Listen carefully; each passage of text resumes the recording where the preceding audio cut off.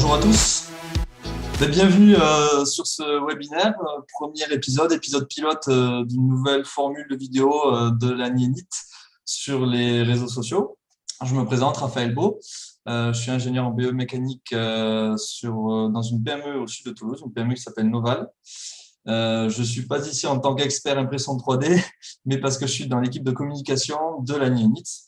Donc, j'animerai ce webinaire, mais c'est surtout nos deux invités qui interviendront, c'est-à-dire François Griset, professeur à l'ENIT, et Thomas Batigne, qui est cofondateur de l'entreprise Nexter, spécialisée dans l'imprimant 3D. Je vais les laisser se présenter dans quelques instants. Juste quelques mots pour vous informer que donc, voilà, ce premier épisode est une nouvelle formule de webinaire. Aujourd'hui, le sujet, c'est sur l'impression 3D, la fabrication additive. Mais en testant cette formule avec ce premier épisode, nous espérons derrière aborder plein d'autres sujets, pas forcément techniques. Ça pourrait être organisationnel, ça pourrait être sur la gestion de production, gestion de projet, des outils.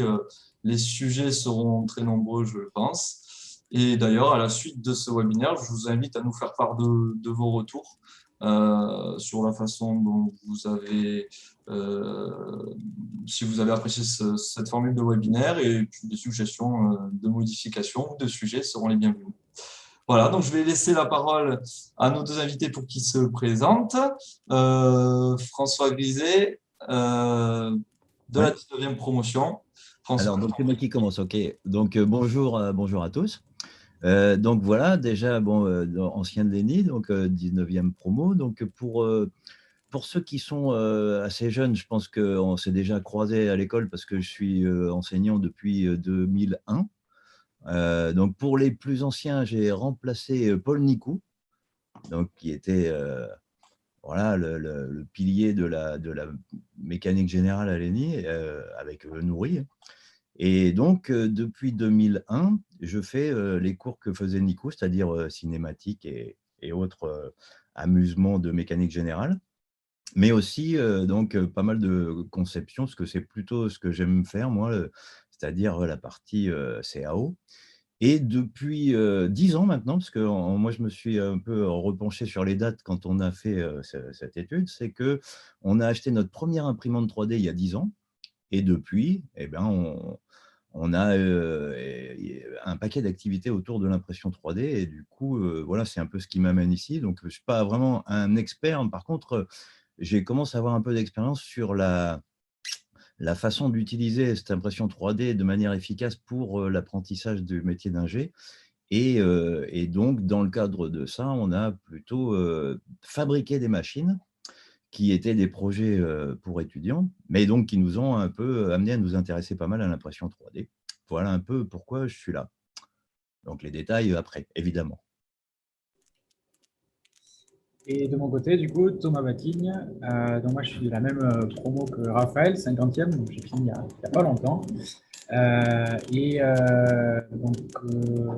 parler un peu de 3D aussi avec François, vu que pendant je crois que c'était la fin de ma première année, du coup, en cursus continu à l'ENI, j'avais pour projet de me fabriquer une petite imprimante 3D sur les bases du mouvement RepRap, un mouvement open source, avec des machines du coup en kit qu'on pouvait se monter avec l'aide d'une communauté. Et en fait, j'ai pas arrêté depuis, disons, j'ai monté du coup une première société où j'étais auto-entrepreneur là-dessus pour la prestation de services impression 3D dans le domaine du médical. Avec l'aide du coup la recherche qu'on pouvait faire aussi avec François, et ensuite une deuxième société, cette fois-ci avec deux anciens apprentis de l'ENI, de promo 48, donc Karim Pino et Julien Duhalde, avec qui on a monté Langster, et on s'est mis à concevoir et fabriquer des imprimantes 3D. Et aujourd'hui, du coup, donc on est à la tête d'une société qui comprend une vingtaine de personnes, environ 25 personnes d'ici la fin de l'année, qui rayonnent sur toute la France et qui commence à rayonner à l'international. J'en ai implanté à Bayonne, dans le Pays Basque, au soleil du Pays Basque.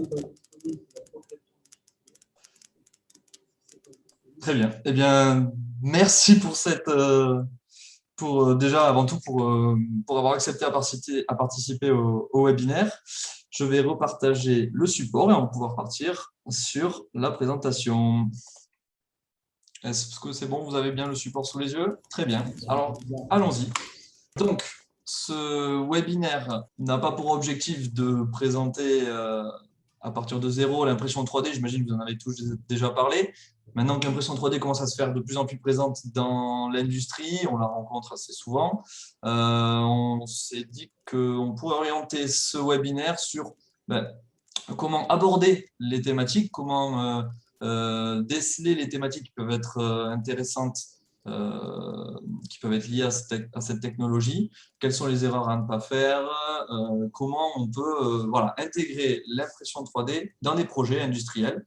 Et pour ça, on va aussi voir tout type de projet, même sur, par exemple, la partie universitaire, grâce à François, pour vraiment, dans un premier temps, être en mesure de reconnaître les besoins. On va voir qu'il y a une topologie assez particulière et la façon dont les besoins apparaissent est aussi assez particulière et un peu nouvelle avec ces nouveaux moyens de fabrication.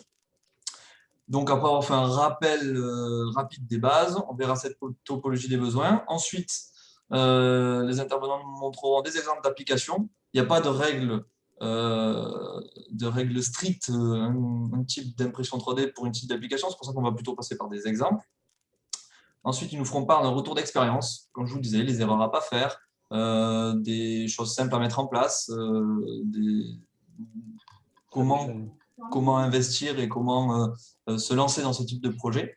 Et ensuite, nous ferons un petit panorama des pratiques à venir afin de voir quelles pourraient être les prochaines évolutions qu'on verra dans ce domaine. Donc Thomas, je te laisse la parole pour nous faire un petit rappel bref, récapitulatif des types de FA. Ouais, alors donc ça en fait c'est un petit peu pour faire suite à la grande effervescence qu'il y a eu sur les dernières années des différents procédés de fabrication additive. La fabrication additive, ce qu'on voyait dans la photo précédente, ça existe depuis les années 80, donc c'est quelque chose qui existe depuis un moment. Donc l'impression 3D, la fabrication additive, on va mêler les deux termes aujourd'hui. C'est en fait une famille de technologies qui vient en complément des technologies, des procédés de formage et des procédés dits soustractifs. Donc, un procédé de formage, ça peut être par exemple l'injection plastique ou le formage drapage composite. Le soustractif, ça va être plutôt du tournage, de l'usinage. Finalement, la fabrication additive, c'est un ensemble de procédés. C'est pour ça qu'on ne peut pas parler de l'imprimante 3D, mais vraiment des procédés de fabrication additive, des imprimantes 3D, pour définir un petit peu tout ce qui existe sur le marché. Et c'est important d'avoir ça en tête, puisque finalement, toutes ces technologies-là de fabrication additive n'ont pas du tout les mêmes avantages et les inconvénients. On va avoir des technologies que vous avez à gauche du tableau qui fonctionnent à base de résine photopolymérisantes. Donc concrètement, on a un bac avec de la résine liquide. Quand on y envoie un petit peu de lumière dessus, elle va se solidifier. Et on va travailler comme ça, couche par couche, pour empiler des couches de résine solidifiées les unes sur les autres pour obtenir une pièce. Donc dans un thermodure photosensible, des pièces finales qui vont avoir des aspects très intéressants. Ensuite, vous avez l'extrusion de matière. C'est peut-être ce que vous avez entendu parler à partir des années 2010. C'est cette bobine de filament qui passe dans une tête chaude, un peu type pistolet à colle. Et en fait, on robotise tout ça pour déposer un cordon de thermoplastique chaud et empiler des couches comme ça pour fabriquer une pièce. Donc, par ajout de matière, une topologie de 3D. On va ensuite le jetting. Là, cette fois-ci, on reprend la résine des premiers procédés photopolymérisantes et on la met dans des cartouches jet d'encre. En fait, on va projeter ces petites gouttelettes de résine, on va envoyer un petit peu de lumière pour solidifier tout ça, et on va monter d'un cran en Z. Et on va rejouer comme ça. Et donc, on envoie des petites gouttes de résine photopolymérisante pour constituer une pièce en 3D. Donc, même propriété, on va dire que la première famille, à la différence près qu'on va pouvoir jouer sur différentes couleurs ou différentes petites textures au sein de la même pièce. C'est un peu comme votre imprimante jet d'encre qui va être capable de faire plusieurs couleurs dans la même pièce. Vous avez le binder jetting, donc là on part d'un bac de poudre et on va projeter ces petites gouttelettes pour coller la poudre et faire des agglomérats. Et en ajoutant des agglomérats sur des agglomérats, on se retrouve avec des pièces du coup, qui reposent dans ce bain de poudre. On va pouvoir ressortir et ensuite soit utiliser en tant que tel, c'est typiquement utilisé pour les moules sables, ou alors les délianter et les friter pour obtenir des pièces, par exemple, en céramique ou en métal. Des procédés à base de bacs de poudre uniquement, plus de petites gouttelettes. Là, cette fois-ci, on va trimballer un laser pour pouvoir agglomérer la poudre par fusion. On va faire des agglomérats par fusion, qu'elles soient thermoplastiques ou métalliques. Et vous avez après ensuite d'autres procédés. Alors, par exemple, qui ressemblent à l'extrusion de matière. On va amener, par exemple, un fil métallique et par différents procédés type soudage, en fait, on va venir arquer, par exemple, on va venir apporter de la chaleur pour venir faire fondre ce filament métallique directement sur place pour pouvoir empiler des cordons. Bref, je ne rentre pas dans les détails, mais c'est juste pour que vous ayez un petit peu ces différents éléments et pour en mettre en perspective ces différents procédés de fabrication additive. Ce sont différentes machines qui ont différents avantages et inconvénients. Tous n'ont pas le même niveau de maturité. Il y a des machines que vous pouvez avoir pour 200 €, il y a des machines que vous pouvez avoir pour 3-4 millions d'euros. Il y a vraiment tout un tas de technologies qui existent. Voilà. Sur la diapo suivante, je pense. Très bien. Alors, hop. Donc, après avoir vu ces premières, dans les grandes lignes, ces typologies, on passe à la seconde partie, pardon, ces technologies, on passe à la seconde partie, la typologie des besoins. Donc, après avoir un peu préparé le sujet, après nos discussions avec François et Thomas, on s'est dit que c'était pas mal de souligner le fait que le nombre de nouvelles applications, il est exponentiel et sur tous les milieux. Et surtout, il y a une particularité, c'est que souvent les gens découvrent le moyen et les besoins arrivent derrière. C'est-à-dire c'est en utilisant le moyen que des tonnes de nouvelles applications arrivent derrière. Et donc, je laisse la parole à François pour qu'il nous illustre un peu ce constat. Donc, en fait, bon, voilà, j'ai essayé de regrouper un peu dans cette présentation les différentes raisons pour lesquelles on a eu à s'intéresser à l'impression 3D, à ALM en général, mais nous, on est vraiment impression 3D dans l'école, c'est-à-dire ça se résume à peu de technologies par rapport à toutes celles qui ont été décrites. Et donc, cette première page, elle est là un peu pour montrer ce qu'on a réalisé. Mais ce que vous voyez là, en fait, ce sont des machines qui ont été des projets étudiants et donc qui ont été un peu le fil conducteur pour faire un projet. Il fallait une machine et l'occasion était donnée de prendre de l'impression 3D parce que ça regroupe plein d'avantages. Donc, et mon point de vue ne va sûrement pas être le même que celui de Thomas, parce que pour moi, les avantages, c'est que c'est plein de techno qui est bien à montrer dans le cadre de l'apprentissage d'un métier d'ingé. Donc pour moi, les guidages, tout ça, c'est aussi important que finalement de faire des pièces d'impression 3D parce que c'est là-dessus qu'on veut faire bosser les étudiants. C'est l'occasion aussi qu'il y a une vraie réalisation concrète parce qu'évidemment, tous les problèmes qu'on a quand on fait vraiment les choses, ben, ce pas les mêmes quand on les fait virtuellement dans Katia et compagnie où tout va bien. Là, on se trouve confronté aux vrais problèmes de est-ce qu'on a bien pensé à mettre du jeu, tout ça, ce qu'on n'a pas mis dans la CAO. Et puis, deuxième gros avantage, c'est que ce n'est pas des budgets monstrueux de faire sa propre machine, en tout cas de FDM. Donc, le FDM, c'est la partie fusion des bobines de fil plastique. Et donc, dans cette technologie-là, c'est relativement peu coûteux, c'est relativement sans danger, parce que c'est très important aussi quand on s'amuse à faire des projets qu'on n'ait pas besoin de caractériser tout parce que le produit lui-même est dangereux. Donc les températures ne sont pas très hautes, on peut laisser ouvert les machines, il y a peu de grosse puissance, il n'y a pas beaucoup de tension. Bref, ça fait que des avantages pour pouvoir bricoler soi-même. Et puis, bon, voilà, c'est maintenant tellement open source que même si on n'est pas compétent dans tous les domaines qu'il est nécessaire de connaître pour faire ça, notamment je pense à l'électronique, à l'asservissement, parce que c'est quand même des petits robots qu'on fait, des petits robots 3 axes qu'on fait, mais tout est très libre sur Internet. Donc, les cartes électroniques, bon, elles sont dédiées, elles sont open source, donc on les achète. Les softwares, pareil, on s'occupe de rien. En fait, finalement, ça nous a permis de nous concentrer un peu sur le cœur de ce que le métier de Denis, c'est-à-dire en fait faire des structures mécaniques Et après, on a automatisé avec du tout venant d'Internet, quoi. Enfin, d'Internet, d'open source.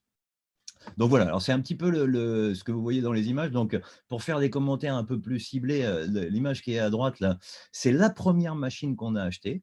Donc, 3D System. Alors, donc, à l'époque, quand je vous dis ça, il y a plus de 10 ans maintenant, c'était pas très facile d'acheter ce genre de machine. D'abord, c'était très cher. Et puis, en plus, il y en avait très peu. En tout cas, c'était pas à l'époque où on pouvait se. Puis, il n'y avait pas beaucoup d'engouement. Ensuite, on a créé, un peu comme tout le monde, on s'est laissé faire par le projet RepRap, qui était un truc assez génial, donc lequel on a lancé nos étudiants pour faire des machines. Et puis après, ben, tous les ans, en gros, parce qu'il nous fallait en gros 1 an pour faire une machine, on mettait des étudiants 6 mois à conceptualiser le truc et d'autres étudiants 6 mois à fabriquer. Ce qui fait que, alors je vais vous dire, ça fait 10 ans, mais on a fait 11 machines en tout. Parce que, bon, il y a des semestres, on allait un peu plus vite. Et puis alors, en fait, on a fait pas forcément que du FDM, on a essayé de se lancer aussi dans le SLA, donc la stéréolithographie, donc partir du résine liquide. Donc la petite machine avec le capot orange qu'on voit à droite, c'est une machine qu'on a achetée aux États-Unis, qui était la première SLA un peu grand public.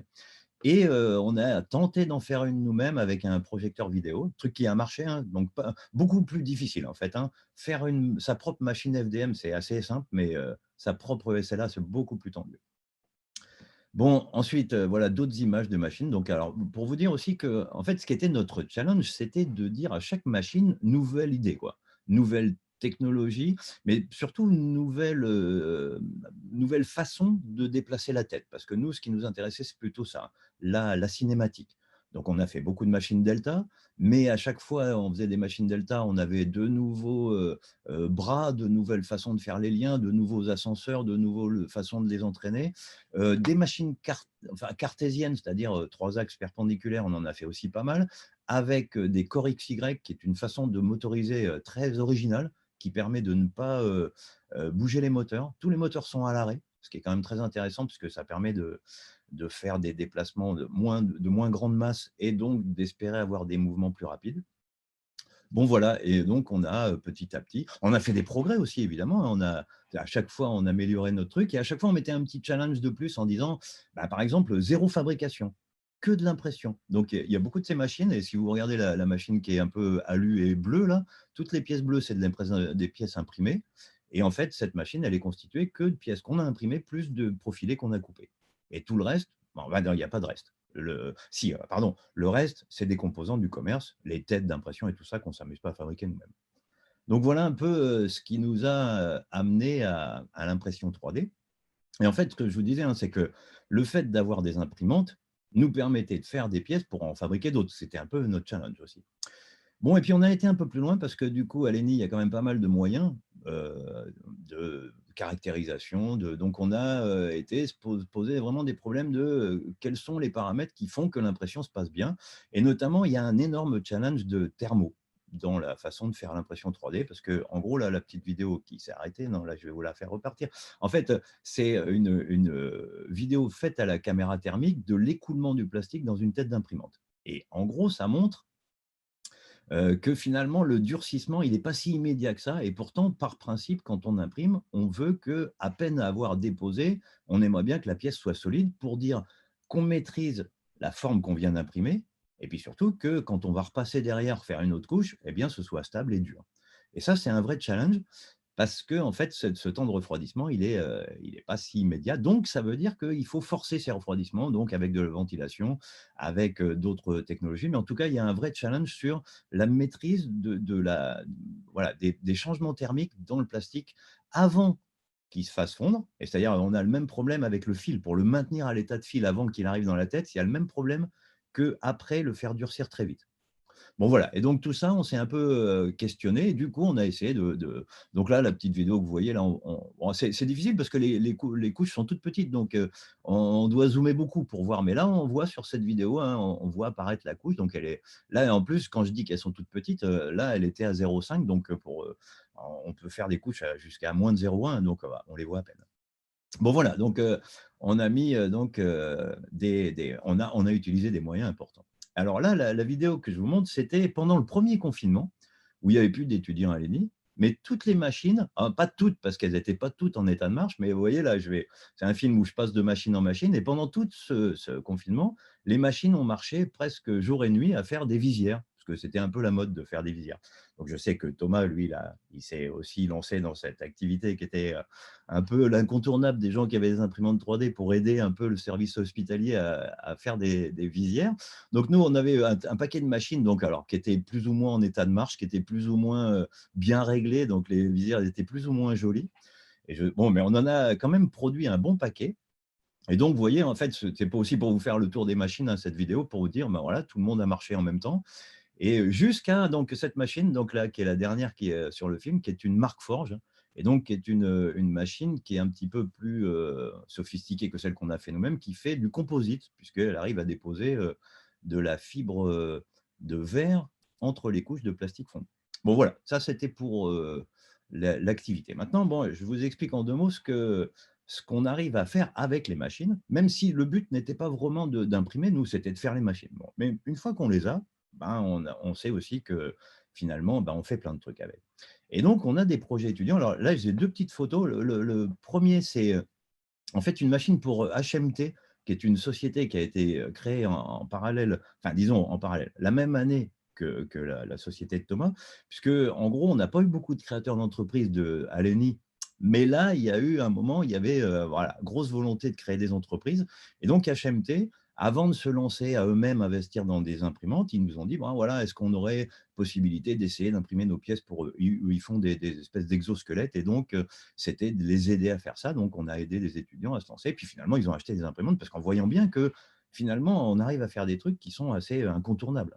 Et la deuxième photo, c'est un moule qui a été utilisé pour le dernier gala, donc le dernier, celui d'avant, celui qui a été annulé, mais donc c'était sur Alice au Pays des Merveilles, et ils avaient fait une énorme pièce d'échecs qui était une reine en plâtre.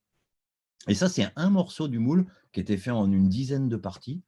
Et donc, c'était des grosses pièces hein, quand même qui ont été imprimées avec des grosses couches, parce que là aussi, on peut, selon la précision, on faisait des couches de plus d'1 millimètre d'épaisseur pour aller vite.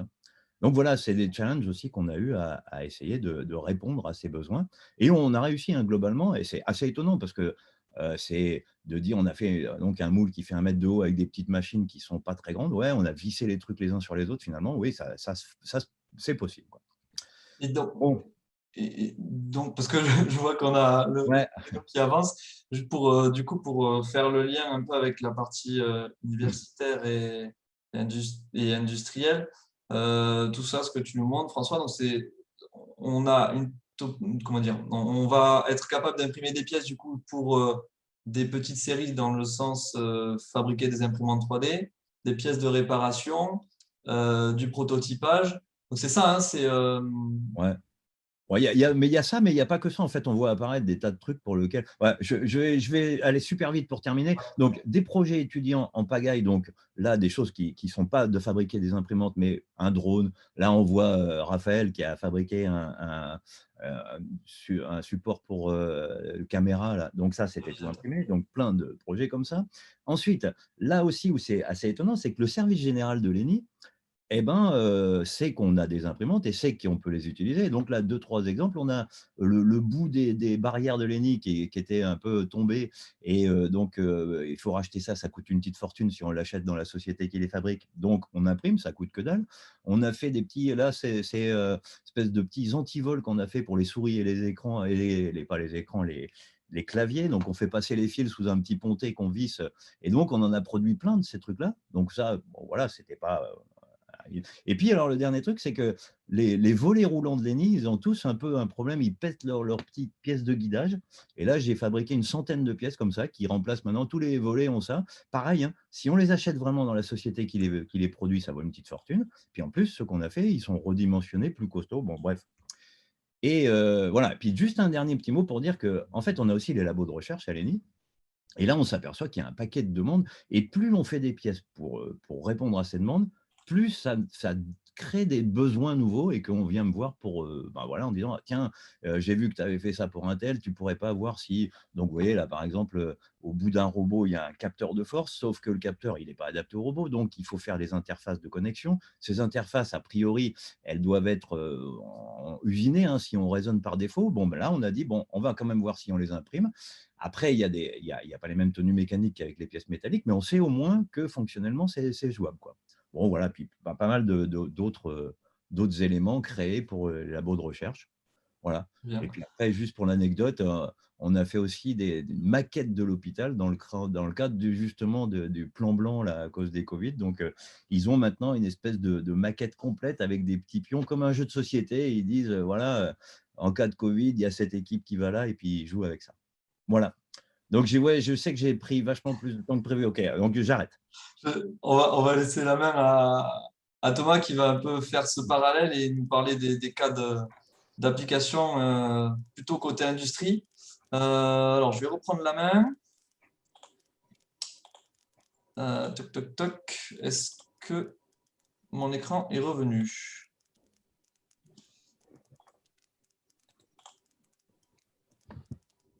Tac, normalement c'est bon. Ouais, c'est bon. Super. Et du coup, on va passer à cette partie-là. Thomas, je t'en prie. Yes. Ouais. Bon, ben, du coup, ça fait bien la transition, hein, puisque finalement, ce qu'on voit, c'est que là, même si c'était des applications dans le cadre universitaire ou de l'ordre des activités d'un centre de formation, enfin, d'une école, finalement, on retrouve les mêmes réflexes chez nos clients, enfin, chez les utilisateurs d'imprimantes 3D. Du coup, des typologies de besoins qui sont extrêmement variées, en fait, et qui challenge un peu la manière de voir la maintenance, qui challenge un peu la manière de voir l'itération, le développement de produits. Et qui challenge aussi les structures de coûts qu'on connaît actuellement, sur lesquelles on va de suite essayer de se projeter le plus rapidement possible sur des séries pour pouvoir compresser les coûts, investir dans des outils qui vont nous permettre de compresser les coûts sur de la série. Finalement, là, on voit qu'il y a d'autres voies en fait, sur des développements de produits qui s'ouvrent grâce à la fabrication additive, sur laquelle on va avoir un coût unitaire qui reste stable sur la série. Donc, ça veut dire que concrètement, quand on est en petite série, on va avoir des pièces qui vont être très, très intéressantes en termes de temps et de coût. Par contre, si on se rend sur la grande série, pour l'instant, on a encore des freins en fabrication additive et on va être de moins en moins compétitif et on retourne sur des procédés de formage ou d'usinage qu'on connaît traditionnellement. Mais du moins, ça challenge un petit peu tout ça et on voit des nouvelles applications apparaître. Donc, moi, point de vue industriel, finalement, je rejoins complètement ce qu'a dit François. On voit que les bureaux d'études s'en équipent pour prototyper beaucoup plus vite. On voit que sur chaque ligne de prod et l'atelier qui est associé derrière, finalement, on a aussi des imprimantes 3D qui traînent à côté. Alors, des petites, des moyennes, des plus grandes, ça dépend, on va dire, la typologie des besoins et ça dépend la capacité d'investissement de ces sociétés également. Mais oui, des adaptateurs, des pièces de maintenance, c'est monnaie courante avec ce type de procédés quand ils sont internalisés. À savoir aussi que donc, ce sont des procédés qui peuvent être internalisés, comme on a pu le voir avec François, donc des machines qui sont vraiment sur place, sur site. Il faut en avoir l'utilité, il faut en avoir le besoin, c'est important. Parfois, pour des pièces qui vont être un petit peu complexes, dans des matériaux particuliers, des pièces qui ne pourraient pas être réalisées avec des équipements facilement amortissables en fait en local. On passe aussi par des prestataires de services qui, eux, sont équipés de machines peut-être plus performantes qui peuvent en fait amortir sur des applications clientes qui sont plus nombreuses, en fait, qui représenteraient des niches si elles étaient localisées. C'est pour ça qu'on voit surtout en procédé de fabrication additive internalisée des machines abordables et accessibles en termes de technologie et en termes de contraintes HSE, et qu'on voit surtout en machines externalisées des machines qui vont être un petit peu plus productives et un petit peu plus complexes à prendre en main. Et entre les deux, on se retrouve avec des machines, il y a aussi des machines très très avancées dans des sociétés qui innovent énormément. Je pense par exemple aux machines type frittage de poudre métallique qui sont complexes à mettre en œuvre, qui, de par le procédé et le contrôle HSE, qui sont utilisés pas mal sur des applications critiques qu'on cherche à qualifier vraiment sur place pour garder le savoir-faire stratégique. te laisse continuer, Raphaël. Oui. Donc, après cette partie sur la topologie des besoins, on va voir quelques exemples que nos deux invités ont notés. Alors, on a déjà vu quelques-uns concernant l'approche universitaire. Thomas, du coup, je te laisse présenter Ouais. ces quelques cas d'emploi ou ces familles d'applications. Ouais, donc ça, au sens large, hein, donc du coup, dans le domaine médical, on est en plein dans le segment du type de consommation de pièces qui correspond à la fabrication additive, puisqu'on est sur des petites séries personnalisées, étant donné que les pathologies des patients sont traitées différemment à chaque fois, et que donc le traitement doit être adapté. C'est le cas pour des prothèses, c'est le cas pour des orthèses, c'est le cas bientôt aussi pour des traitements médicamenteux. En fait, à chaque fois qu'on a besoin d'une solution spécialisée, la fabrication additive débarque. Alors que ce soit en haut sur la fabrication additive polymère, que ce soit sur la fabrication additive métallique, voire céramique aussi, pour des implants. Ce sont des choses qui existent et qui sont, je ne dirais pas monnaie courante, mais connues et identifiées. Il y a déjà beaucoup de sociétés qui proposent leurs solutions aux chirurgiens et aux orthopédistes pour ça. Ensuite, du coup, pareil, toujours dans le domaine du médical, ça c'était l'objet de ma première société. Typiquement, recherche autour de la cicatrisation des diabétiques au sein d'un laboratoire. Ils ont besoin de dispositifs particuliers pour essayer leurs médicaments en fait, sur des souris. Il n'existe pas le dispositif en fait, sur le marché et aucune boîte qui fait de l'équipement médical standard jetable ne veut faire de sur-mesure. Donc l'idée était de développer un petit dispositif en très petite série. On ne pouvait pas se projeter sur les séries puisque ça dépendait vraiment de l'évolution, de la pertinence des différentes itérations du médicament qu'ils voulaient développer. On ne savait pas si ça allait fonctionner de suite ou dans 25 itérations. Donc, du coup, pouvoir se projeter sur un outil de fabrication qui était quand même assez flexible, tout en minimisant les coûts de fab, c'était assez intéressant. Et là, pour la petite histoire, on avait du mal à trouver le modèle CAO du pansement qui allait pouvoir se mettre sur la souris sur laquelle on expérimentait. Donc, il fallait faire tout un tas de prototypes avec différentes matières, différents niveaux de flexibilité, différentes formes pour arriver au résultat final escompté. Donc, avec la fabrication additive, ça nous a permis de le faire. Côté industriel, un cas dans l'aéronautique typiquement. Donc, étant donné que la fabrication additive c'est nouveau, c'est toujours difficile de l'implémenter pour des cas d'application critiques. Du coup, moi j'ai pris le problème à l'envers. Donc ça c'était à l'ATECWAR en Allemagne sur site Airbus à Hambourg. C'était de se rendre compte que finalement il y avait des pièces qui étaient designées par le bureau d'études sous-traitant de l'ATECWAR qui fabriquait des pièces qu'ils implémentaient sur site après fabrication, donc ça veut dire après appel d'offres avec tous les différents sous-traitants. Et au moment de mettre la pièce sur l'appareil, on se rendait compte qu'elle venait en clash avec d'autres équipements ou alors que les références des pièces pour lesquelles ça avait été designé avaient changé entre-temps. Donc, explosion des coûts, explosion des délais. Et ce qu'on s'est dit, c'est qu'on peut investir largement 1 000 € sur une toute petite machine qui est capable de faire des grosses couches un peu grossières de thermoplastique, ne serait-ce que pour générer la forme en physique de l'outillage, aller sur site, vérifier que toutes les codes fonctionnent bien et ensuite lancer en fabrication. Ça paraissait trivial, mais ça nous a fait gagner des dizaines, voire des centaines de milliers d'euros. Et c'est devenu un réflexe du bureau d'études. À la fin de chaque revue de conception, quand il y a validation, on passe en fab additive juste pour vérifier ça. Tout l'enjeu ensuite est d'implémenter la filière de recyclage pour recycler cette photo à usage unique. Et enfin, aussi, donc ça c'est sur une techno qu'on a développée à Lanxtor, l'impression 3D de silicone notamment, tout un tas de pièces d'étanchéité, des soufflets, des joints, des passes-câbles électriques qui sont étanches et flexibles.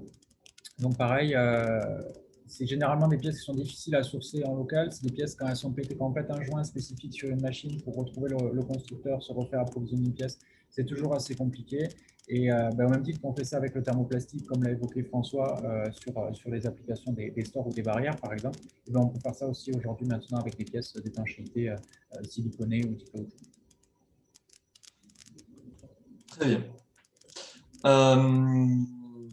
Bon, évidemment, inutile de préciser que ce n'était pas une liste exhaustive des cas d'emploi, ni des domaines d'application. C'est vrai que je trouve intéressant de voir que même dans l'aéro, comme tu le disais Thomas, on peut penser qu'il y a une qualité nécessaire importante et une technicité des pièces, mais en fait on retrouve même dans le processus de développement des pièces imprimées en 3D, même si elles ne volent pas. Encore, je sais que, par exemple, Ariane Group a une pièce imprimée en 3D qui est liée au réseau de câbles qui vole. Ils avaient fait une communication là-dessus. Donc, même sur ce type d'application, on peut trouver des pièces 3D qui volent. En passant à la partie suivante, le retour d'expérience. Thomas, je te laisse Ouais. commencer sur les points importants, quoi, à ne pas rater.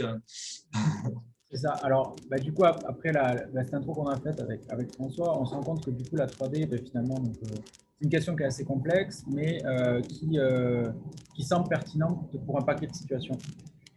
Faut quand même faire attention.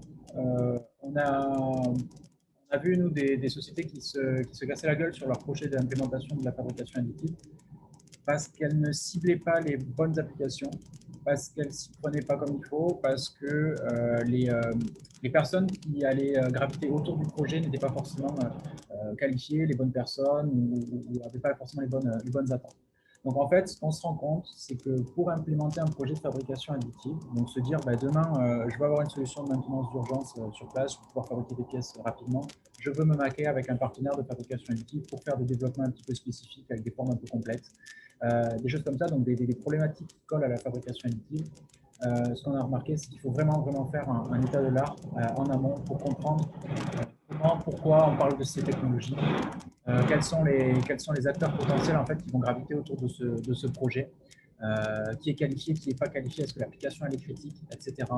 Est-ce qu'on va avoir un peu de budget, est-ce qu'il y a déjà de la littérature, il y a des solutions commerciales qui existent pour notre besoin en particulier? Est-ce qu'on ne peut pas se rapprocher de fabricants, de prestataires pour nous conseiller?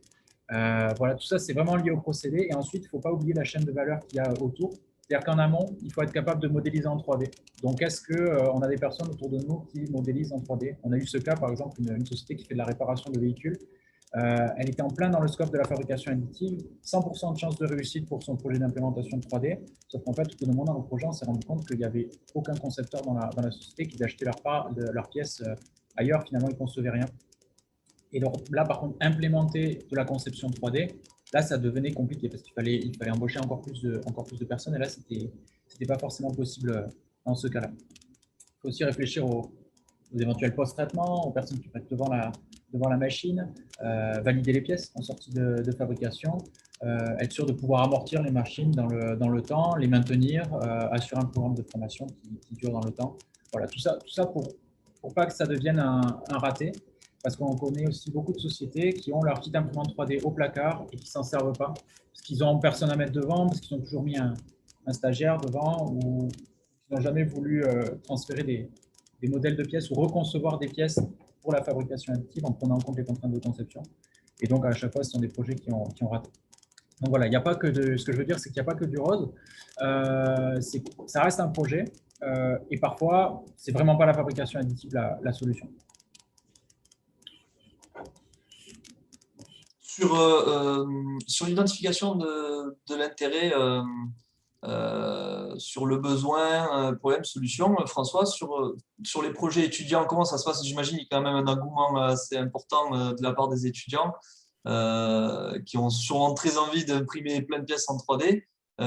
Comment tu guides la sélection de telle ou telle pièce dans un projet de conception, de prototypage Ben là, pour répondre à ta question, je vais rebondir juste sur ce que vient de dire Thomas, parce qu'en fait, ce qu'il a décrit, c'est typiquement ce qu'on a comme mauvaise pratique qu'on essaye de recadrer. C'est qu'en gros, va avec l'impression 3D l'idée de faire de concevoir la bonne pièce pour ça. Donc, on a vraiment un challenge, nous, à guider les étudiants à savoir quelle façon de concevoir pour les pièces qu'on a l'intention d'imprimer, parce que ce n'est pas du tout la même que celle qui est ancrée un peu de manière inattaquable, comme appris à l'école, dans toutes les écoles d'ingé depuis longtemps, de dire quand on a une pièce, on va tailler dans la masse. Puis après, on verra si on ne peut pas faire de la fonderie. Mais en réalité, là, si on veut faire de l'impression 3D, il ne faut plus raisonner comme ça.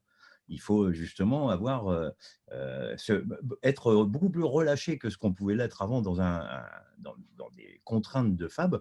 Là, on peut se lâcher à faire des formes qui sont effectivement beaucoup plus ouvertes, mais avec des gros risques de tenue mécanique. Donc là, il y a un vrai challenge d'optimisation, topo. Enfin bref, on voit débarquer des nouveaux outils, mais j'insiste parce que, en fait, on le voit bien dans les discussions d'entreprise sur l'idée de qu'est-ce qui risque de freiner l'impression 3D dans le monde industriel.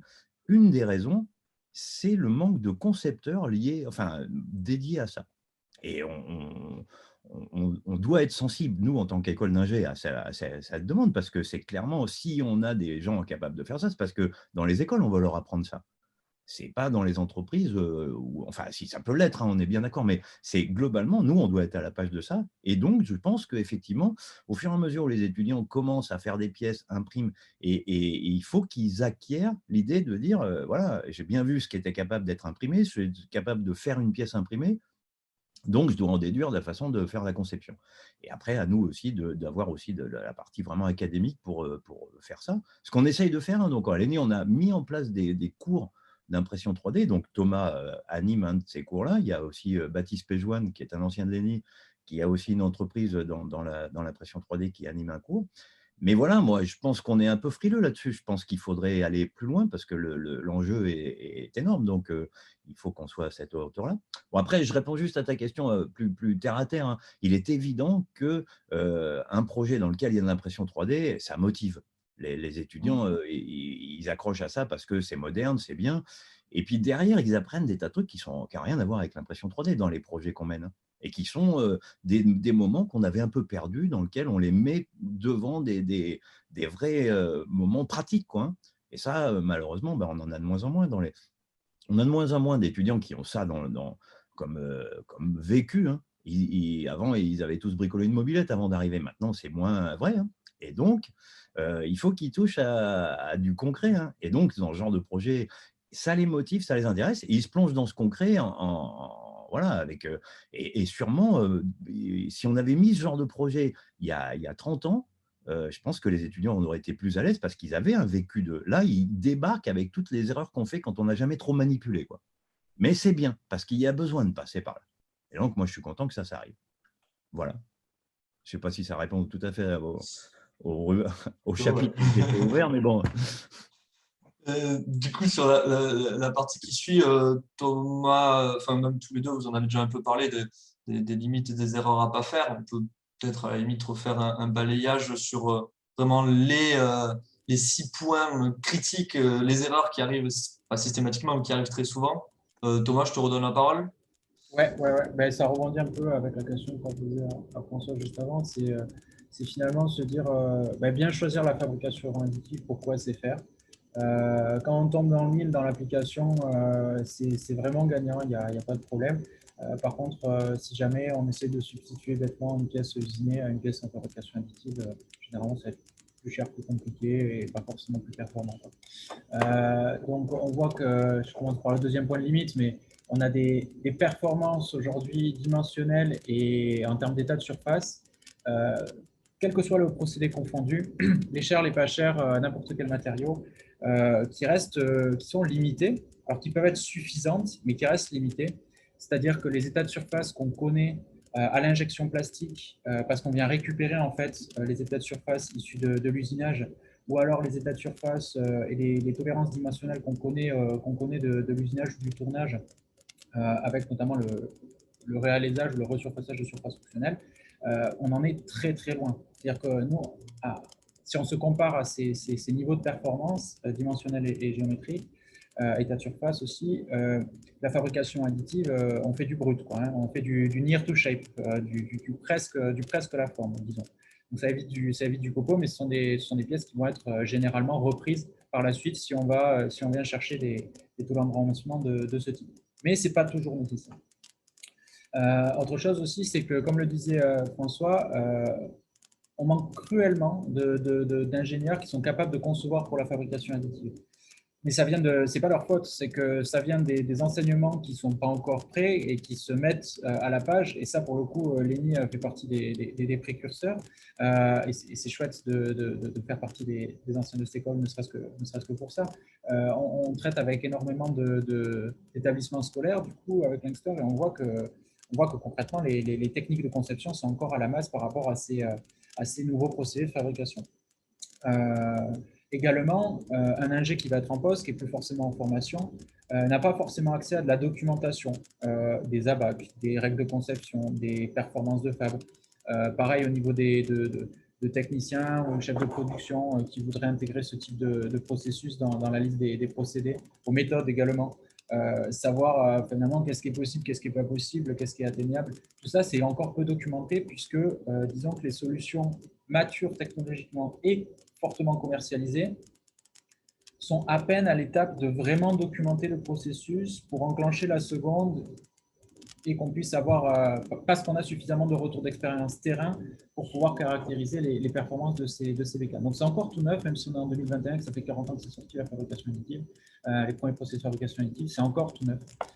Et nous, par exemple, sur nos procédés, on est encore en train de lancer des guides de conception sur nos procédés. Donc on est encore en phase d'évangélisation, encore en phase d'éducation sur ces procédés-là. Et aussi, donc ça, c'est, on va dire, sur les limites. Et pour les erreurs à ne pas faire, tout s'imprime en 3D. Alors oui, mais ce n'est pas forcément intelligent. Ça, je pense qu'on l'a dit plusieurs fois déjà pendant la présentation. Chaque machine a ses avantages et ses inconvénients, également les matériaux. Moi, quand on me dit « Ah, mais c'est super, avec une imprimante 3D, on peut faire une maison, on peut faire des organes et on peut faire des avions », non, c'est à chaque révolution de procédés matériaux, on ressort la même chose. Il n'y a pas une famille de procédés, il n'y a pas une famille de matériaux qui permet de tout faire. C'est notre travail d'ingénieur aussi de trouver des solutions qui sont une composition d'éléments complexes. Il y a eu la même chose aussi pour l'usinage, il y a eu la même chose pour le composite. Voilà, c'est une histoire qui se répète. On l'a dit quand on parlait un petit peu de l'implémentation tout à l'heure, sous-estimer la capacité de la société à porter le projet d'implémentation. C'est important de lister bien tous les sujets, pas pour décourager, mais plus pour faire ses choix sciemment. Se focaliser du coup sur les applications critiques dès le début. On pense de suite à la prothèse, on pense de suite à je sais pas, une pièce, un organe avec des cellules vivantes, ou alors une pièce avionnable directement, une pièce de satellite. Oui, c'est là où peut-être on aura les plus grands gains. Par contre, c'est là aussi où on aura les plus de difficultés à implémenter un procédé nouveau qui n'est pas forcément mature et qu'il va falloir qualifier. Franchement, et de retour d'expérience, il vaut mieux commencer par des tout petits sujets qui ne sont pas forcément sexy, des sujets d'outillage, des sujets de spare parts, donc de pièces de rechange, qui vont avoir une durée de vie éphémère, donc ce qu'on appelle les pièces pansement, typiquement des sujets avec l'armée, où le temps qu'il est bloqué, dans le théâtre des opérations, on imprime une pièce pansement qui n'est pas qualifiée, qui n'est pas fonctionnelle sur long terme, mais ne serait-ce que pour le ramener à la base et pour réparer le temps, ça suffit largement. C'est le morceau de scotch qu'on va mettre sur la moto. Voilà, c'est ce genre de choses qui est un peu bricole, mais qui permet de se rendre compte que finalement, ces pièces pansement qu'on a faites, 20 000 km après, elles sont toujours là. Donc finalement, il y a peut-être quelque chose à faire là-dessus. Et ensuite, bon, ça c'est classique, mais sauter les étapes du coup sur l'implémentation, c'est quelque chose à pas faire, surtout en 3D quand c'est nouveau. Bien faire les choses pas à pas. Très bien. Bon, vu qu'on est un peu en retard sur notre programme, sur le panorama des pratiques à venir, je vous montre la diapo, mais que ce soit Thomas ou François, ils en ont déjà parlé, puisque c'est justement les limites qui restent à perfectionner. Donc, les performances, j'en parlais à l'instant, les matériaux de même. Évolution organisationnelle, en préparant la réunion, c'est vrai qu'on avait évoqué aussi cette histoire de pièces pansement qui permet de faire des réparations, mais en fait, des pièces de réparation, il pourrait y avoir des catalogues de pièces détachées qui permettraient d'avoir rapidement les éléments pour faire ces réparations.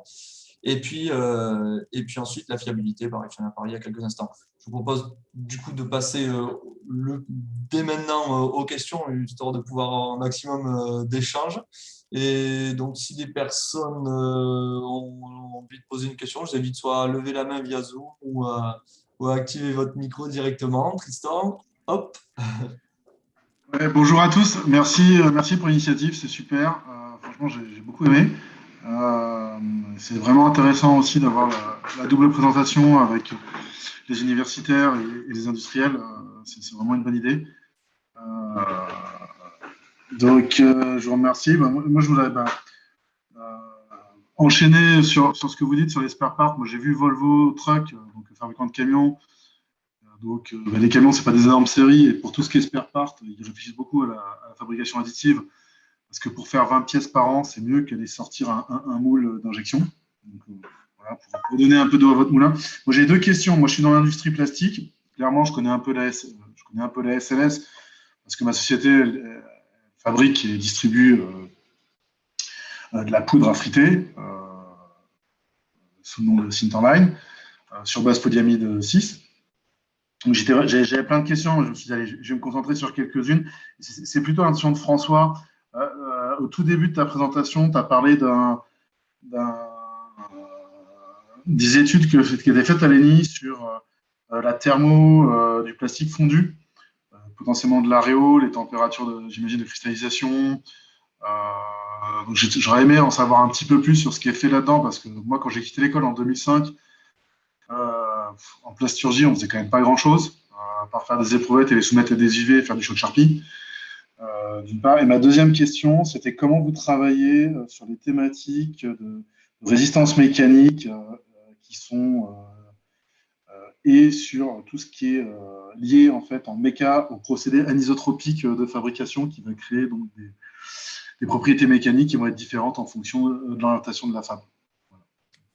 Ouais, alors je vais être décevant dans les réponses que je vais te donner parce que je commence par la deuxième partie. On a essayé d'en avoir des résultats comme ça parce que c'est évident que ça nous intéresse d'avoir des données pour savoir, je sais pas, ne serait-ce que dimensionner les pièces qu'on a envie de faire en fonction des efforts qu'elles doivent supporter, en sachant quand même que c'est quand même pas vraiment fait pour faire des pièces fonctionnelles. Dans un premier temps, c'est plutôt du proto. Mais on en fait plein des pièces fonctionnelles, puisque la preuve, c'est qu'on a fait des imprimantes avec des pièces. Elles comportent dans la structure des pièces. Donc, il faudrait qu'on sache si elles sont capables de le tenir.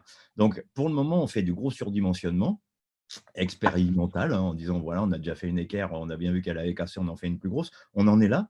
On a tenté de faire des petites éprouvettes et puis d'avoir des vrais résultats comme on pourrait le faire scientifiquement sur n'importe quel matériau. Et donc, comme tu le dis, de toute façon, il y a des tas de paramètres qui interviennent, c'est-à-dire, en fait, les couches, elles sont plus ou moins collées, on ne maîtrise pas trop, même entre deux qu'on fait. Donc, si c'est pour se dire, voilà, on veut être sur le paramètre, c'est de regarder le matériau, on fait deux éprouvettes, on n'a pas les mêmes résultats, c'est déjà tendu. Et donc, voilà, on n'a rien réussi à extraire de tous ces essais. Alors, ce qui est intéressant, c'est qu'on l'a fait. Les démarches qui disent on a essayé de faire un peu plus scientifique cette approche, on l'a fait. Maintenant, si c'est des résultats que tu veux, j'en ai pas parce qu'on n'a pas réussi à en avoir des bons, quoi. Bon, après, pour la partie plus chimie des plastiques, bon, là, je ne suis pas très bien pour te répondre parce que ce n'est vraiment pas mon domaine. On a donc dit qu'on a ces compétences à l'école et qu'on se dit, dans notre problème de réalisation de machines, on a ce volet-là qui est un incontournable et qu'il faut qu'on maîtrise un peu.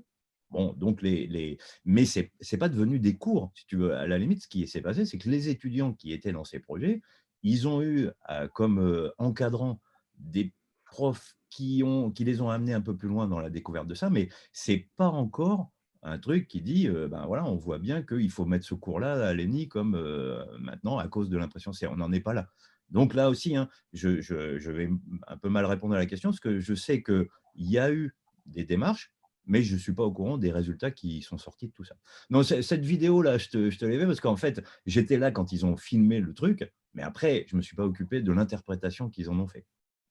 Ouais, non, parce que je pense que c'est un point clé, parce que tu as besoin de refroidir vite pour la stade dimensionnelle, mais d'un autre côté, il faut que tu gardes ton plastique relativement, on va dire, dans une forme visqueuse pour avoir une bonne adhérence avec la couche d'après. Donc, Ouais, ça, c'est le besoin. des thématiques qui sont hyper intéressantes. Ouais. Ça, mais on est sûr que c'est ça ce qu'il faut. Maintenant, mais peut-être qu'après, il y a le problème que quand il arrive, il faut quand même qu'il fasse un peu fondre la couche d'en dessous si on veut que ça soit bien. Donc, il ne peut pas arriver non plus déjà solide parce qu'on n'a plus aucune accroche. Donc, il y a une espèce de compromis dans tous les sens là. Et bon, globalement, ouais, on est loin d'avoir terminé les approches. Alors, peut-être que Thomas, il a plus de recul sur ces parties-là. Parce que lui, je sais que le côté refroidissement liquide, qui était donc plutôt pour éviter que le fil se mette à fond avant d'arriver dans la tête, ben, c'est quelque chose qui pratique, alors que nous, on ne fait pas. Ouais, donc nous, sur une des donc on fait le filament aussi sur la machine, elle est modulable la machine. Donc on a le bloc filament. Du coup, ce qu'on a essayé, c'est de faire en sorte de vraiment saturer les performances de tout ce qu'on connaissait, donc notamment le refroidissement en haut de la buse, le refroidissement en sortie de buse, etc. Et on voit que même en saturant ça avec des technos, disons, implémentables, sans aller chercher des trucs de labo, on arrive à une performance de cohésion de couche qui reste moyenne, qui dépend du matériau en fait, ça dépend de sa mouillabilité, ça dépend du développement de sa structure cristalline en fait en intercouche. Finalement, le seul moyen d'améliorer ça, si on veut rester sur des thermoplastiques, c'est d'ajouter des effecteurs pour ralentir énormément le refroidissement et laisser ces petites chaînes de polymères se mêler en fait d'une couche à l'autre. Par contre, c'est au détriment généralement de la vitesse de fabrication et de la qualité générale de l'état de surface. Donc, elle est là un petit peu la limite, mais elle est propre vraiment au matériau en tant que tel. Et ensuite, il y a des approches qui sont un peu plus précises, on va dire, sur des apports de chauffe extrêmement localisés pour pouvoir vraiment changer l'état presque comme un on-off et laisser se parler les deux couches justement pendant un laps de temps très court. Ça, pareil, ça montre ses limites parce que ça perturbe énormément le matériau. Et finalement, le matériau a besoin de temps de par sa viscosité, en fait, pour pouvoir créer des liens avec la couche précédente. Donc, il y a une limite qui vient vraiment du matériau en tant que tel. C'est quelque chose qu'on n'a pas sur les silicones, parce que quand on empile des silicones, de cordon à cordon, la pièce n'est pas réticulée. Et en fait, elle réticule une fois terminée d'un seul et même bloc. Donc, on se retrouve avec une pièce isotropique, étant donné que là, cette fois-ci, toutes ces couches ont bien pu se parler dans le même état. Voilà un petit peu. Mais ça demande des caractérisations. Nous, on a des projets de recherche avec des établissements scolaires ou des laboratoires, justement, pour essayer de caractériser au mieux ces phénomènes-là. C'est des phénomènes qui sont complexes et aujourd'hui, il n'y a pas de constructeur qui a trouvé la solution miracle. Laurent avait une question aussi, Laurent Doré. Je t'invite à réactiver ton micro. Oui, bonjour à tous. Bravo pour cette session, c'est super. Ça vient confirmer, moi j'avais eu la chance de visiter avec François il y a 2-3 ans, juste avant le gala, visiter le labo et j'avais été épaté. Et je trouve qu'il y a un vrai parallèle avec ce qu'on trouve dans l'industrie. Moi je suis chez Eaton, on est un groupe de 100 000 personnes très orientées dans l'électricité et l'aéronautique. Je voulais juste rebondir là-dessus, on a depuis 2-3 ans une direction de l'additive manufacturing avec un positionnement très haut dans l'organigramme. Donc une direction centrale avec des machines, des investissements, de la R&D, enfin beaucoup d'activités sur l'additive manufacturing. Et je suis ravi de voir que l'ENIT est très engagé là-dedans. Donc je vous encourage à renforcer les formations, à préparer tout le monde. Alors j'avais une petite question par rapport aux étapes suivantes. Aujourd'hui, ce qui manque, c'est finalement des procédés facile à mettre en œuvre pour l'additive, pour l'impression de métaux, de solutions métalliques. Et puis, donc est-ce qu'il y a des choses en rupture? Est-ce qu'on va demain avoir des solutions qu'on pourra poser dans un atelier ou dans un labo ou dans un centre de R&D facilement? Et puis, autre chose, c'est j'entends plus parler de forme lattice. Est-ce que c'est toujours par rapport à la conception? On a un Fab Lab où on laisse tout le monde essayer d'expérimenter ça avec des imprimantes en libre service. Et j'entends plus parler de forme lattice, de choses un peu qui suivent les lignes de l'échelon de contraintes. Donc, est-ce que c'est toujours d'actualité? De questions. Je ne sais pas qui peut répondre. Peut-être apporter une partie de la réponse. En commençant par la fin déjà, sur la partie optimisation topologique, inclusion de remplissage lattice. En fait, ça demande énormément de R&D. C'est-à-dire qu'au moment de la conception de la pièce, ça fait exploser le nombre d'heures de conception. Donc, il faut vraiment que la pièce le justifie. Sinon, en fait, elle prend du temps. Et en plus, donc généralement, on va pouvoir investir ce type de temps pour des pièces d'application hyper critiques pour le coup. Et donc, si c'est hyper critique, c'est hyper compliqué à qualifier. Donc, c'est un petit peu le serpent qui se mord la queue. Et c'est pour ça qu'il n'y a que peu de démonstrateurs qui embarquent ces technos. Et on se rend compte que finalement, l'optimisation topologique, les routines d'optimisation topologique ne donnent pas la réponse absolue, mais plutôt une idée d'optimisation. Et après, on reconçoit la pièce derrière. Donc, je pense que ça, pareil, c'est en train de rentrer dans les formations. Et donc, ça permet d'aider à optimiser les conceptions facilement. De là, aller chercher l'optimum pour de la pièce qualifiable. Je pense que ça, c'est encore un petit peu en avance de phase. Et ça fait écho justement avec la fabrication additive métallique. Aujourd'hui, les procédés les plus performants sont des procédés qui sont très complexes à implémenter. Il y a des solutions intermédiaires qui arrivent sur le marché, des solutions dites indirectes, c'est-à-dire qu'on va mettre en forme la pièce dans la machine et ensuite on va la passer dans un four pour la délianter et la friter. Donc, concrètement, c'est une pâte, un fil, un bâtonnet de matrice thermoplastique, d'un liant, de n'importe quoi, et beaucoup de poudre métallique à l'intérieur. On met ça en forme et ensuite on va virer la matrice pour ne garder que la partie poudreuse qu'on va venir densifier. Alors ça, c'est ce qui serait révolutionnaire, on va dire, en termes de facilité d'utilisation, parce que ça ressemble énormément au procédé qu'on connaît déjà. Sauf qu'il y a quand même pas mal de problématiques au niveau du retrait, qui n'est pas forcément uniforme, des choses qu'on connaît sur le metal injection molding, notamment. Donc, c'est des choses que les logiciels ont encore du mal à prédire, mais c'est aujourd'hui ça qui a le vent en poupe pour la démocratisation de la fabrication additive métallique. Il y a une techno qui vient d'émerger, c'est la dépose directement de gouttelettes de métal liquide. Je ne sais pas du tout ce que ça vaut, je sais que ça fait plusieurs années que c'est dans les labos, je ne sais pas si c'est vraiment implémentable et escalable. La densité des grains ne permet pas d'avoir les mêmes propriétés mécaniques. À la fin, à la fin, potentiellement, si on arrive, on a fait des fritages de 316 L, par exemple, où on arrive à la même densité que le brut initial. Donc ça, c'est assez encourageant. Par contre, c'est sous certaines conditions qui sont assez complexes en termes de déliantage et fritage à réaliser. Et surtout que la pièce va venir se déformer de manière assez significative pour atteindre ce niveau de densité. Donc ça, il faut arriver quand même à le prévoir. Aujourd'hui, ça demande une itération au mieux.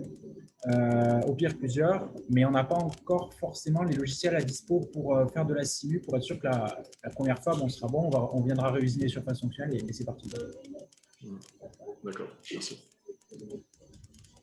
Je peux ajouter juste un truc sur les lattices, parce qu'en fait, c'est une partie qu'on a inclus dans les cours de l'ENI, spécifiquement sur les lattices et sur l'optimisation topo, parce que moi, il me semble quand même que justement, si on regarde un peu la nécessité d'une connaissance à niveau ingé sur ce qui peut être apporté à l'impression 3D, parce qu'il y a quand même un paquet de savoir-faire qui ne sont pas forcément d'un niveau ingé, c'est une pratique un peu facile d'utilisation. Alors évidemment, avec tout ce qu'on a raconté avant, qui sont à maîtriser sur les limites et ce qu'on peut en faire avec, mais après, la grosse difficulté, c'est d'aller faire ce qu'on racontait, c'est-à-dire quelle est la meilleure façon de concevoir pour l'impression. Ça, c'est d'un niveau ingénieur. Et dedans, se pose le problème de la maîtrise de la densité. Alors, Thomas disait pour faire des pièces complètement denses à la fin, pour finir avoir une pièce pleine, mais en fait, on voit arriver pas mal de choses qui sont même dans la maîtrise de la porosité. Donc, c'est un peu la limite qu'on peut atteindre avec des lattices. Et là, moi, je ne comprends pas pourquoi toi, tu n'en entends plus parler, parce que moi, j'en entends parler quand même vachement de ces structures lattices. La raison pour laquelle on a carrément mis un cours là-dessus. Mais alors peut-être, et Thomas a raison, aujourd'hui, c'est un temps considérable pour réaliser une CAO d'une pièce avec les lattices dedans et qui soit complètement optimisée. Mais ce qu'on voit aussi apparaître justement dans les softwares liés aux machines, c'est que finalement, ils essayent un peu d'automatiser la mise en place des lattices à l'intérieur. Alors, ce qui est moins passionnant pour le métier d'ingé, parce que si tout est automatique, l'ingé, il ne sert plus trop à… Mais nous, on continue à dire aux étudiants, voilà, quelle zone a un moins besoin de densité? Parce que déjà, certains logiciels d'optimisation topo ne répondent que ça. En fait, ils vous donnent des zones de densité nécessaires, quoi.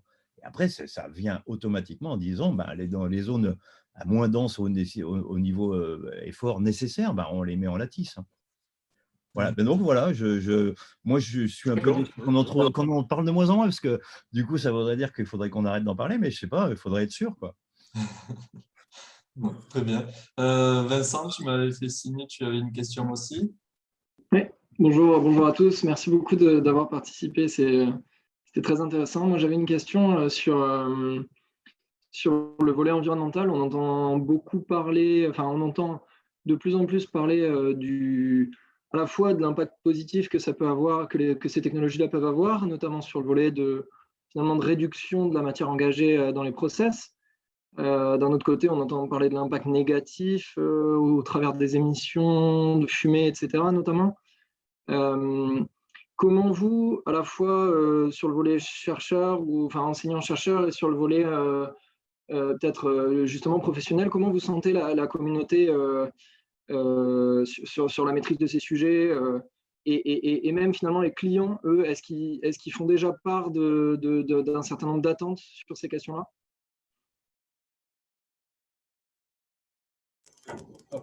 Côté Linkster, déjà, ce qu'on voit, c'est concrètement, il y a un vrai manque d'informations sur c'est quoi réfléchir ressources renouvelables, c'est quoi réfléchir consommation de ressources au sens large. En fait, déjà, il y a une vraie problématique de compréhension de ces sujets que tu mentionnes, Vincent. Déjà, ce qu'il faut savoir, c'est que si on fabrique en local avec une machine dédiée des très petites quantités de pièces, alors certes, la consommation en termes de matière, elle va être limitée à ce qu'on va réaliser, il n'y aura pas de déchets. Mais concrètement, si on ramène au coût énergétique de la pièce versus une pièce qui a été fabriquée en grande série à plusieurs millions d'exemplaires, il est catastrophique. Parce que quand on fait des pièces en millions d'exemplaires, on arrive à diminuer énormément le coût énergétique et le coût en ressources en fait unitaires. C'est juste que l'impact global est plus important. Donc c'est pour ça, si la fabrication additive elle se généralise complètement, il va falloir quand même optimiser certaines choses. J'y crois pas forcément parce que les niveaux de productivité sont encore limités. En termes d'émissions, finalement, pas pire qu'à l'accoutumée. Quand on fait fondre un thermoplastique, il y a des COV, il y a des particules fines. Tout ça, on peut utiliser des machines qui sont fermées avec des filtres déjà pour les filtrer et les contenir sur place. C'est déjà le minimum qu'on peut faire et qui, je pense, est essentiel. Ou à défaut de faire ça, utiliser des plastiques qui vont avoir des rejets les plus limités possibles. Je parle des plastiques, mais c'est pareil pour les métaux ou les poudres avec les particules fines qui vont rester en suspension dans l'air. Et ça, c'est quand même assez bien normé. C'est plutôt pas mal. Et ensuite, sur la question du recyclage et finalement de cette économie circulaire autour des matériaux qu'on utilise, pareil, il y a une grosse mécompréhension. Moi, quand je présente des machines qui impriment du thermoplastique, on me dit, un plastic bashing, on me dit c'est du plastique, c'est dégueulasse. Et après, je montre une machine qui imprime du silicone, on me dit ça, c'est génial, c'est souple. Et on oublie complètement le côté environnemental. Il faut savoir qu'un thermoplastique, pour le coup, il est designé pour être recyclé. C'est juste qu'on n'a pas les bonnes filières, c'est juste qu'on ne met pas au bon endroit, c'est juste qu'on ne trie pas forcément le déchet pour avoir des gisements de qualité pour pouvoir les revaloriser. À l'inverse, un silicone, pour le coup, c'est un thermodure. Celui-là, il pourra être que brûlé ou utilisé en campagne, en matériau filaire pour la construction, par exemple. Donc, il y a vraiment une mauvaise compréhension du sujet, pour le coup.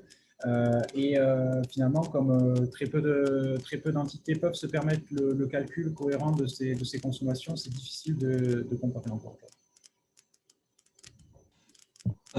Laurent, je vois que tu as la main levée. Je suis peut-être passé vite au sujet suivant. Tu voulais ajouter quelque chose? Non, c'est bon. Non, très bien. Non, pardon, peut-être qu'il faut que je baisse la main, je ne sais pas comment. Pas de problème. Non, j'avais peur d'avoir. Ah oui, baisser la main. Oui, d'accord. Ça marche. Merci. Bon, très bien. Je peux juste ajouter un truc à la réponse à Vincent, là, parce que en fait, sûr.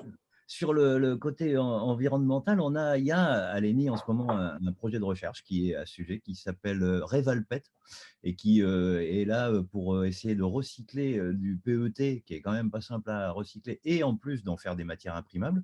Bon, pour le moment, voilà, ça reste qu'un projet de recherche, parce qu'aujourd'hui, on n'a rien de concret, on ne sait pas le faire. Mais c'est pour dire que ça... C'est des sujets d'inquiétude et donc des sujets qui amènent même des actions de recherche. Et puis alors nous, pour le côté un peu plus terre-à-terre du côté sécurité, de se dire est-ce que c'est pas un peu dangereux quand même de faire fondre des plastiques avec des TP d'étudiants et qu'ils soient dans des machines qui… Alors en fait, on a fait un peu comme ce que dit Thomas. On a dit, bon, on va prendre le moins pire. A priori, c'est le PLA. Et on a dit, on ne fait que du PLA. Alors, d'abord, bon, c'est notre excuse écologique, parce que le PLA, c'est quand même biosourcé, donc on est un peu moins mal que de dire qu'on est pétro-sourcé, donc on fait que du PLA. Et a priori, quand même, ces matériaux ont l'air d'avoir moins de nuisances quand ils fondent que les autres. Maintenant, il est vrai qu'il n'y a pas de recul, hein. C'est-à-dire que le jour où on va s'apercevoir qu'effectivement, avec des grandes études, le PLA, c'était super dangereux, ben voilà, on pourra dire, ben, on ne le savait pas, hein, mais on n'en est que là pour le moment. Merci beaucoup. Merci. Merci. Bon, je vois qu'il n'y a pas d'autres questions. Pour conclure, déjà un grand merci à nos 2 participants présentateurs et aussi à tous les autres participants. Vraiment, n'hésitez pas à nous faire un retour sur ce que vous avez pensé du webinaire, de son format, que ce soit aussi du créneau horaire, que ce soit du niveau de détail et de technicité, plus approfondi, plus général, plus… Voilà, n'hésitez surtout pas à nous faire des retours là-dessus parce que c'est comme ça qu'on construira aussi, c'est à partir de ça qu'on construira d'autres épisodes. Est-ce que par exemple, vous aimeriez avoir un webinaire qui approfondirait le sujet de l'impression 3D? Alors, on passe à un autre sujet. Vraiment, n'hésitez pas, donc soit via les profils sur les réseaux sociaux, via l'adresse mail, via le site. Vraiment, on est en attente d'avoir vos retours là-dessus pour améliorer ce format et puis en faire pour le continuer. Merci beaucoup. Je vous souhaite une bonne après-midi et à très bientôt. Merci à vous, c'était super. Merci à tous. Raphaël. Merci à Raphaël, alors, donc, hein, parce que je ne sais pas si c'est l'initiative, en tout cas, il aura présenté. Donc, comme il ne va pas se remercier tout seul, merci à toi. Merci. À renouveler, super. Au revoir. Merci beaucoup. Allez, Vincent. à bientôt.